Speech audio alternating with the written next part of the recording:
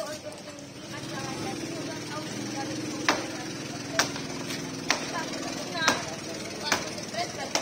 kita dari pastikan aman dari air pasang tertinggi.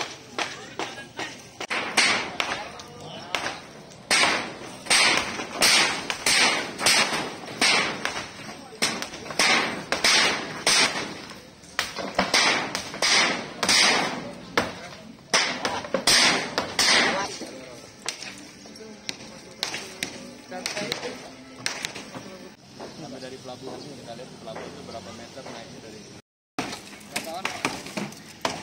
Pak, Pak, ambil gambar. Nah, turun di buat dulu, tapi jangan dibongkar dulu, Pak. Kemarin waktu kita kepalakan ini, Pak, ini.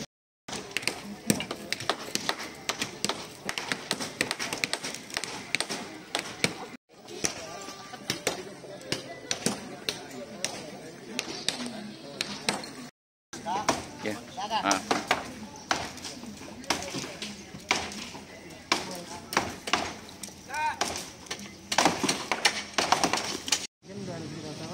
Cuma yang kosong-kosong itu yang kita belum mau tanya RT ya. Kosong aja yang dijumur. Berita acara Nanti ada toleransi satu lantai itu nggak usah bongkar sampai habis, sampai bawah. Lantai 1 dinding udah yang sisi jalan. Kemudian dia lagi cari jaring pengaman untuk bongkar. Bangunan yang untuk waterfront ini Pak. Nah di sini berapa banyak bangunan bahan terkena? Ada berapa bangunan yang kena?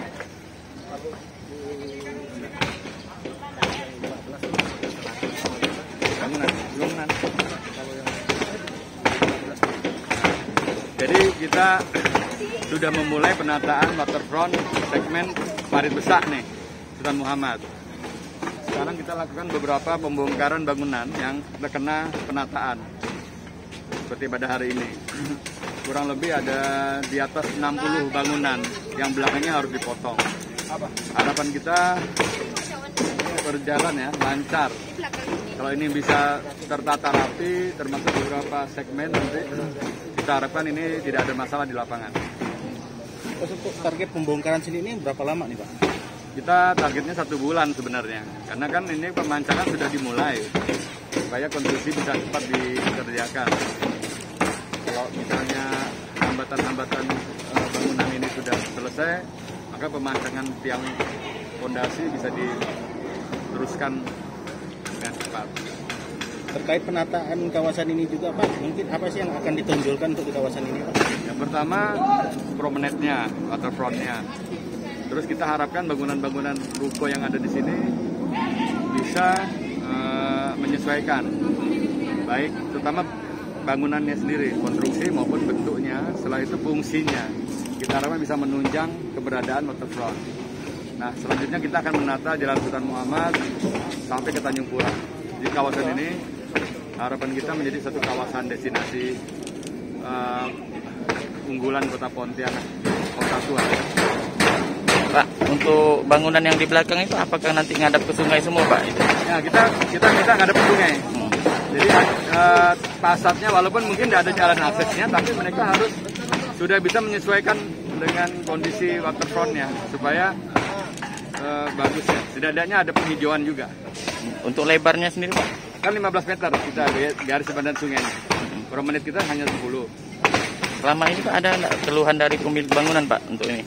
Sebagian besar mendukung. Ini support kita. Memang mereka menanyakan masalah keamanan, tapi nanti bisa kita kolaborasikan dengan pihak keamanan untuk juga kita membuat pos-pos pengaman di sini. Rata-rata bangunan yang dipotong Pak berapa meter Pak yang terkena? Rata-rata ada yang 10 meter, ada yang 6 meter. Yang jelas dari turap itu 15 meter harus dibebaskan itu guys. Untuk lahan ini memang sebagian punya Pemkot ya? Iya, sebagian besar punya pemerintah kota, punya negara. Terima kasih Pak.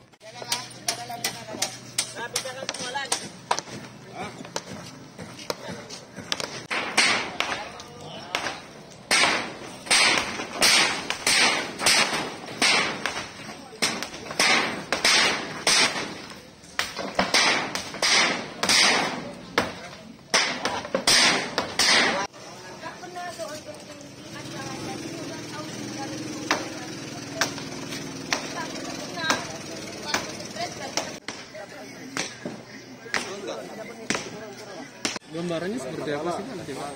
Jadi ini kan sebenarnya kegiatan menuntaskan penataan waterfall yang sudah terbangun sebelumnya. Jadi ini kurang lebih ada 909 meter dari penyeberangan Bardan sampai ke Pelabuhan Sengki. Jadi area yang digunakan ini adalah area GSS dari sempadan sungai itu 15 meter dari tepi barau. Nah, itu promenadnya 10, kemudian 5 meter ini adalah untuk penghijauan. Itu konsepnya seperti itu. Kemudian ada penataan kawasan di sekitar ini, bangunan-bangunan itu nanti akan diminta menyesuaikan bangunannya, itu apakah pasaknya diminta dibuat 2 muka, jadi yang satu menghadap Sultan Muhammad, satunya menghadap sungai. Kemudian fungsi-fungsinya silakan menyesuaikan. Jadi, kalau masih mau tetap mungkin bidang atau ruko, tidak masalah juga. Atau kita berharap mereka bisa menyesuaikan dan untuk mendukung fungsi waterfront, misalnya untuk restoran, untuk kuliner atau jual-jual ini kerajinan. Jadi ruko ini Pak bangunan belakangnya jadi depan juga Pak ya, muka sungai ya, Pak ya? Ya, 2 muka. Jadi satu di belakang itu kan yang kalau sebelumnya dapur, sekarang kita minta dirubah jadi muka juga. Untuk proses ini nanti Pak berapa? Targetkan berapa lama Pak? Kalau pembongkaran ini mungkin sekitar ya, terutama bangunan-bangunan yang ada terkena di 10 meter dulu lah. 10 meter itu kan untuk pembangunan promenadnya itu dulu. Nah, itu yang 10 meter itu kita targetkan itu 1 sampai 2 bulan lah. 2 bulan.